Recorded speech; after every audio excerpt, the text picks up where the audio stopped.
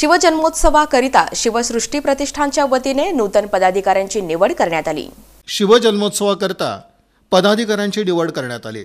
संस्थेचे संस्थापक अमोल केकडे यांच्या अध्यक्षतेखाली बैठक आयोजित करण्यात आली होती। यावेळी प्रमुख पाहुणे म्हणून मध्यवर्ती महामंडळाचे पद्माकर नाना काळे, संभाजी आरमारचे श्रीकांत डांगे, डॉक्टर नितीन राठी, माजी नगरसेवक अमर पुदाले, शिवसृष्टी प्रतिष्ठानचे अध्यक्ष अमोल केकडे, संस्थेचे उपाध्यक्ष महेश बुरांडे, उद्योजक अमर कालेकर, किसन गर्जे, शिवाजी वाघमोडे आदींची प्रमुख उपस्थिती होती।